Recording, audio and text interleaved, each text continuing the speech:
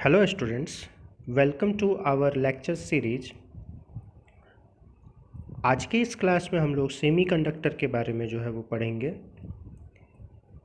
अगर साइंस के आप स्टूडेंट हैं तो आपको सेमीकंडक्टर शब्द है, इस शब्द से आप ज़रूर रूबरू हुए होंगे और इनफैक्ट आजकल तो ये 9th-10th के सिलेबस में भी जो है बच्चों का है। बेसिक नॉलेज जो है हम लोग सेमीकंडक्टर के बारे में इस क्लास में देखेंगे। सेमीकंडक्टर का आविष्कार कब हुआ, सेमीकंडक्टर जब तक नहीं था तब तक हम किस तरह से काम करते थे, सेमीकंडक्टर का हमें ज़रूरत क्यों पड़ा। तो धीरे धीरे हम लोग जो है इन सारे टॉपिक्स को जो है वो कवर करेंगे। सबसे पहले हम लोग देखते हैं कि आखिर ये सेमीकंडक्टर होता क्या है। देखिए, मैं सबसे पहले आपको ये बता दूं कि सेमीकंडक्टर जो है ये 1920 से 1929-30 के नियर अबाउट जो है ये एग्जिस्टेंस में आया। इस बीच में जो है इसका जो है इन्वेंशन हुआ 1920 से 1930, यानी 1920 से 1929-30 के बीच में जो है इसका डिस्कवरी जो है वो हुआ। तो आखिर ये सेमीकंडक्टर होता क्या है। देखिए, नाम से ही आपको समझ में आ रहा होगा, सेमी और conductor. Semi means half and conductor मतलब कुछ ऐसा जो कंडक्ट करे, मतलब ऐसा सब्सटेंस जो कि हाफ कंडक्ट करे, ऐसा सब्सटेंस जो कि पूरी तरह से कंडक्ट नहीं करे बल्कि हाफ कंडक्शन जो है वो करे, ऐसे सब्सटेंस को हम कहते हैं सेमीकंडक्टर। मतलब अगर एक लाइन में हमको डेफिनेशन बताना हो तो हम कह सकते हैं कि semiconductor are those type of materials which have conductivity in between conductor and insulator। ये एक डेफिनेशन हुआ विथ रेस्पेक्ट टू कंडक्टर। अगर हम कंडक्टिविटी अगर हम कहते हैं तो दूसरे रेस्पेक्ट में हम कह सकते हैं कि सेमीकंडक्टर एक ऐसा मटेरियल है जिसका इंसुलेटिंग प्रॉपर्टी जो है वो इंसुलेटर और कंडक्टर के बीच में कहीं लाई करे। मतलब अगर यह सेमी कंडक्टर है तो सेमी इंसुलेटर भी है। मतलब अगर ये आधा कंडक्टर है तो जाहिर सी बात है, आधा अगर कंडक्टर है तो आधा इंसुलेटर है। मीन्स हम इसको दूसरा डेफिनेशन हम ये भी दे सकते हैं कि material having insulating property in between inductor and conductor is called semiconductor. अब देखिए, अब यहाँ पे बात ये आती है कि आखिर सेमीकंडक्टर का जो है रिक्वायरमेंट हमको पड़ा क्यों, हम सेमीकंडक्टर जो है हम क्यों चाहते थे सेमीकंडक्टर को। तो इसके लिए बेसिकली दो सबसे मेन कारण है। देखिए, सेमीकंडक्टर के कारण को जानने, इसके एग्जिस्टेंस के कारण को जानने के लिए हमको थोड़ा सा कंडक्टर और थोड़ा सा इंसुलेटर के प्रॉपर्टी के बारे में भी थोड़ा सा जानना पड़ेगा। तो देखिए, सेमीकंडक्टर जो है या फिर सेमीकंडक्टर की प्रॉपर्टी तो मैंने आपको बताया कि कंडक्टर और इंसुलेटर के बीच में कहीं लाई करती है। मतलब ये ना तो पूरी तरह से कंडक्टर है और ना ही पूरी तरह से इंसुलेटर है। हम दूसरे लैंग्वेज में कह सकते हैं कि ना तो ये कंडक्टर है ना ही इंसुलेटर है, ये दोनों है।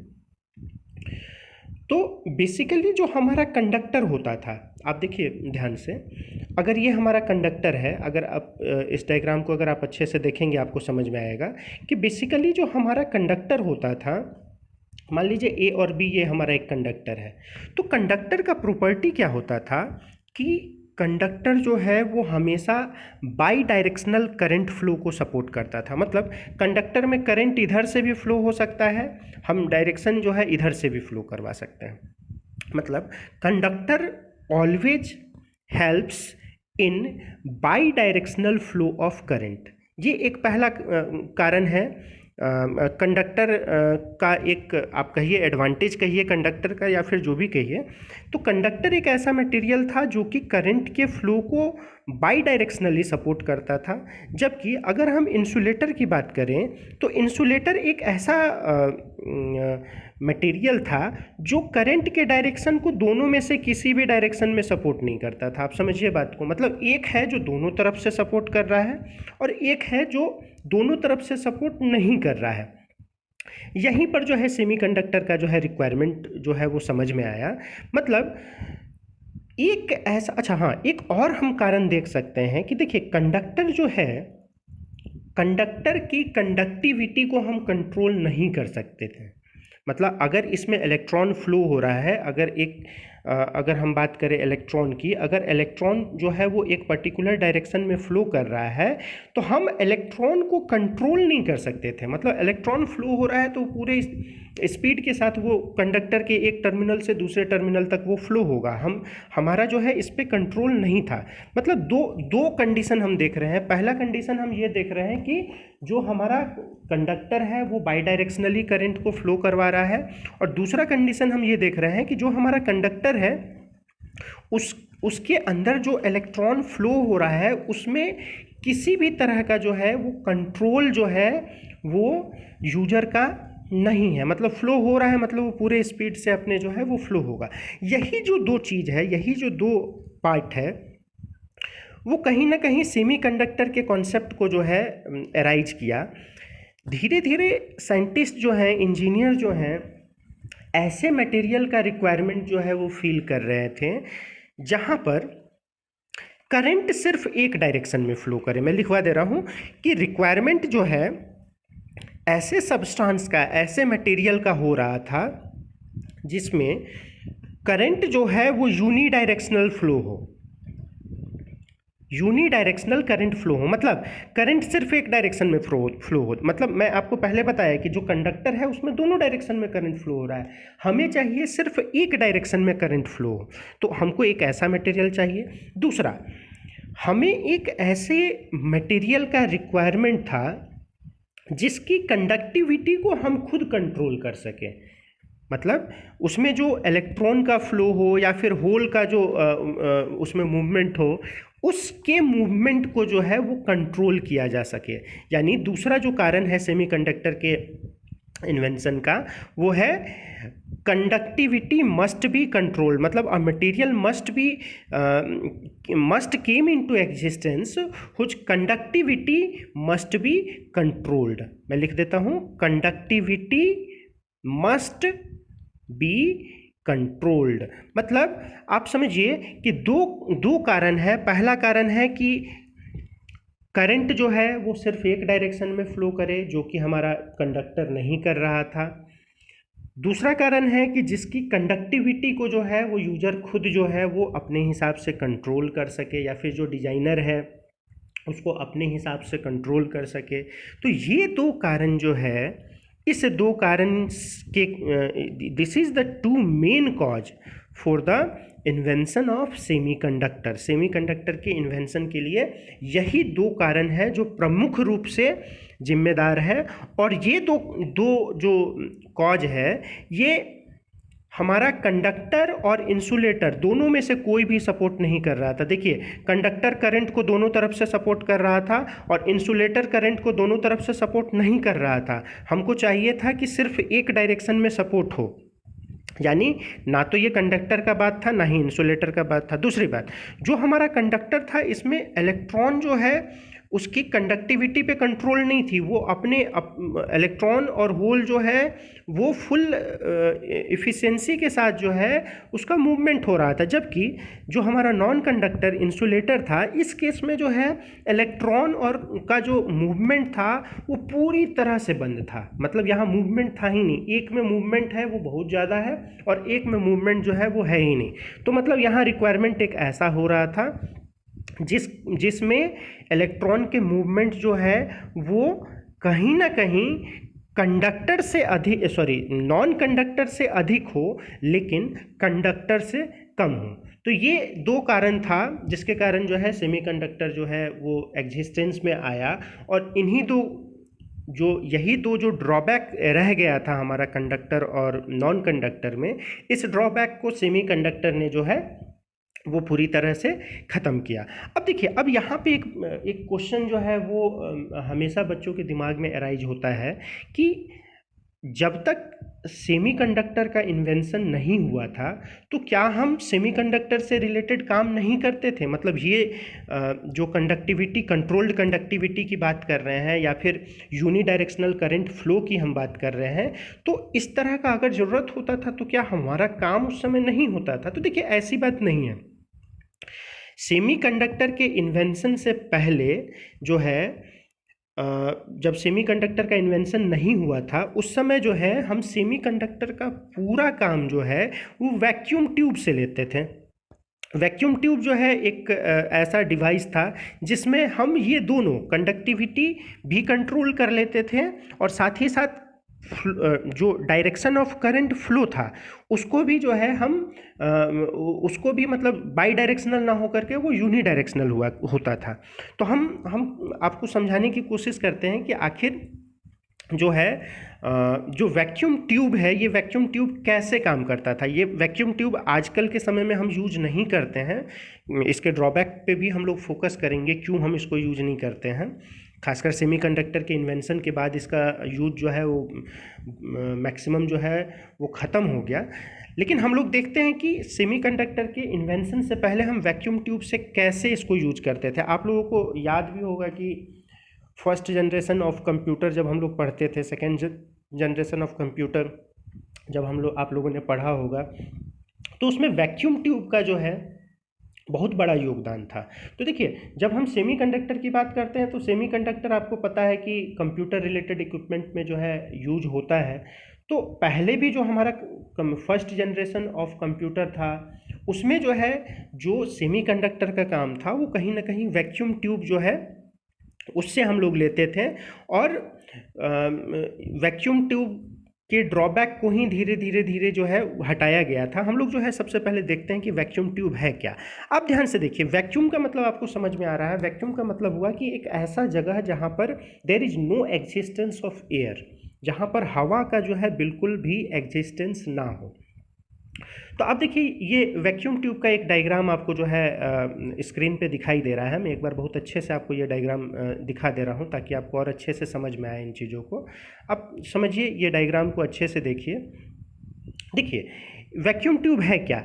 सबसे पहले जो है एक ग्लास टाइप मटेरियल का जो है एक ऑब्जेक्ट रहता है और इस ऑब्जेक्ट को पूरी तरह इस ऑब्जेक्ट के अंदर पूरी तरह से वैक्यूम क्रिएट कर दिया जाता है। देखिए ये बहुत प्रॉब्लमेटिक होता था। अभी के समय में वैक्यूम क्रिएट करना प्रॉब्लम की बात नहीं है, लेकिन जिस समय हम वैक्यूम ट्यूब का यूज करते थे 1920 से पहले ऑलमोस्ट, उस समय जो है वैक्यूम ट्यूब जो है वैक्यूम क्रिएट करना जो है एक बहुत बड़ी बात होती थी। तो एक सबसे पहले वैक्यूम जो है एक ग्लास टाइप मटेरियल होता था, इसके अंदर वैक्यूम क्रिएट किया जाता था। उसके बाद जो है इसमें जो है दो टर्मिनल जो है इससे हम लोग निकालते थे, ठीक है। दोनों टर्मिनल से मेटालिक अटैचमेंट होता था। एक जो टर्मिनल होता था वो पॉजिटिवली जो है वो पॉजिटिव होता था और दूसरा जो होता था नेगेटिव होता था। जो पॉजिटिव टर्मिनल है उसको हम एनोड कहते हैं, जो नेगेटिव है उसको हम कैथोड कहते हैं। और समझिए जो हमारा कैथोड है, कैथोड के जस्ट नीचे हम एक हीटर लगा देते थे।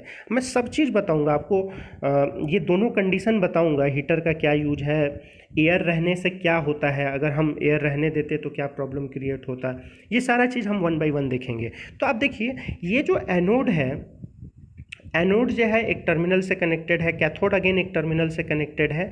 और कैथोड जो कि नेगेटिवली चार्ज है, जिसमें इलेक्ट्रॉन एबंडेंट अमाउंट में जो है मिलता है, उसके जस्ट नीचे हम क्या करते थे, एक हीटर जो है वो अटैच कर देते थे। अब देखिए चूँकि अंदर जो है पूरी तरह से वैक्यूम क्रिएटेड है, अंदर में एयर मॉलिक्यूल्स, एयर पार्टिकल्स का एग्जिस्टेंस बिल्कुल भी नहीं है, ओके।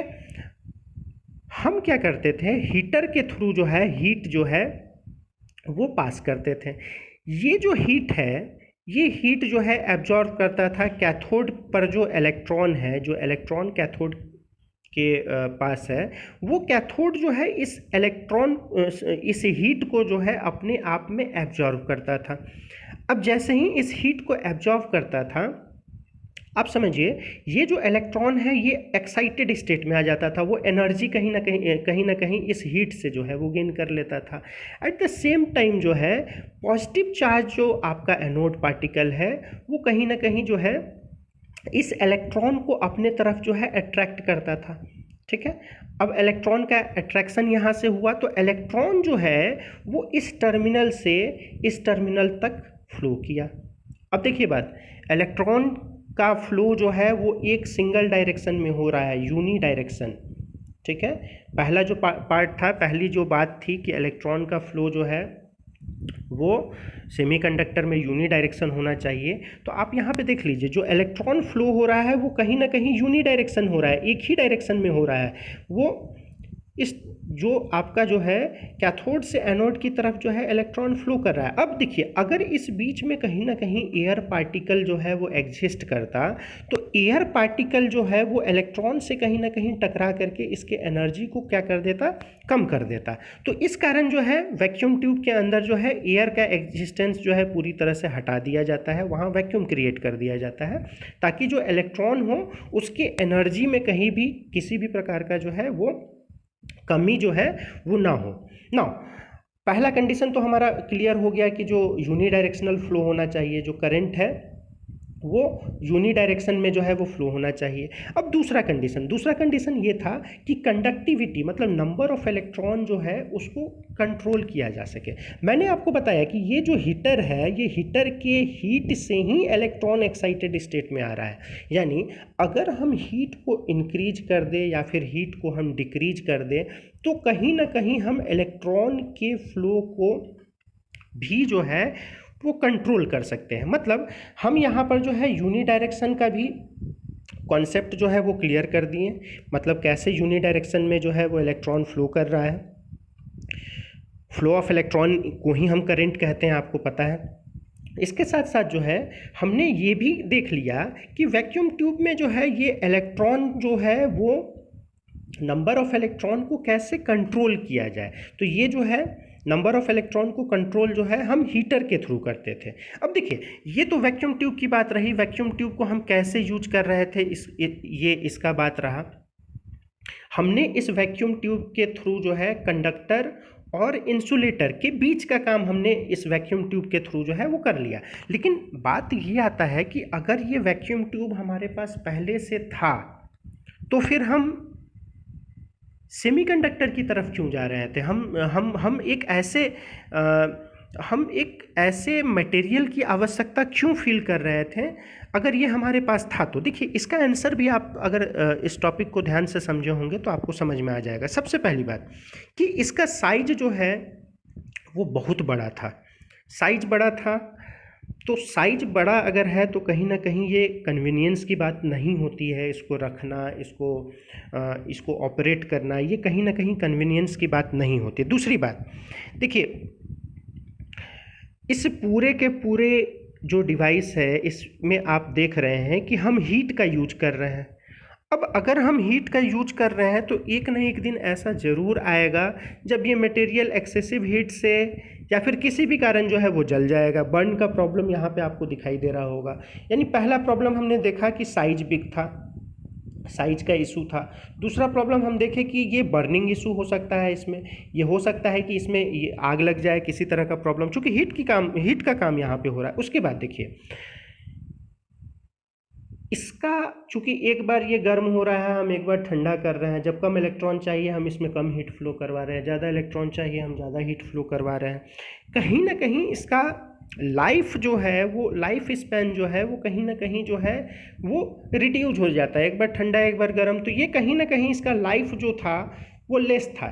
ठीक है, हम कह सकते हैं कि लाइफ जो है इसका कहीं ना कहीं वो लेस था। तीसरी बात, मैंने आपको पहले बताया कि वैक्यूम क्रिएशन आज के समय में तो आसान है। आज के समय में हम बहुत आसानी से वैक्यूम क्रिएट कर सकते हैं, लेकिन जिस समय में 1920 उससे पहले की हम बात करें तो उस समय वैक्यूम जो है वो क्रिएट करना ये बहुत मतलब मुश्किल वाली बात थी। तो उस समय वैक्यूम क्रिएशन का भी एक प्रॉब्लम, बहुत बड़ा प्रॉब्लम था। इसके साथ साथ जो है आप देखिए, इसमें जो है हाई पावर हाई वोल्टेज, हम हीट को अगर सप्लाई करेंगे तो हाई पावर हाई वोल्टेज का रिक्वायरमेंट था।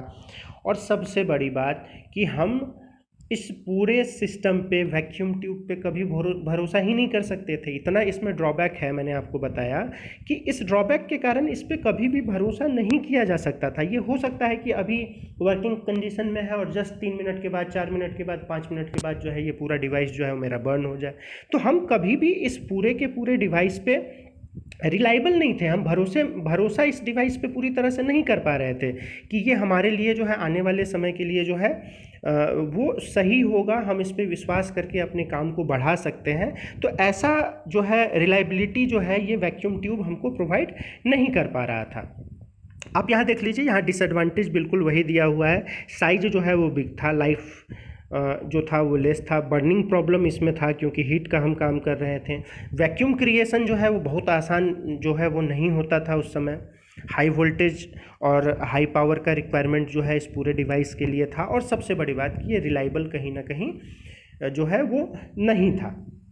तो इन सभी कारण से जो है हमको एक ऐसे मटेरियल का रिक्वायरमेंट था जो मटेरियल इस पूरे के पूरे वैक्यूम ट्यूब के काम को, यानी यूनी डायरेक्शनल काम और इसके साथ साथ जो है जो कंडक्टिविटी कंट्रोल करने का काम था, इस पूरे के पूरे काम को जो है वो आसानी से कर सके, ऐसे मटेरियल का हमको रिक्वायरमेंट था। होपिंग कि आपको ये जो मैंने आपको बताया कि सेमीकंडक्टर का जो बेसिक नॉलेज दिया ये आपको बहुत अच्छे से समझ में आया होगा। मैं जो अपना नेक्स्ट वीडियो आपको दूंगा वो टाइप्स ऑफ सेमीकंडक्टर पे दूंगा, तो तब तक जो है आप जो मैंने आपको बताया है इसको एक बार ज़रूर रिवाइज कर लें और वेट करें नेक्स्ट वीडियो का। नेक्स्ट वीडियो वेरी सून जो है मैं लेकर के आ रहा हूँ। Thank you so much, be safe.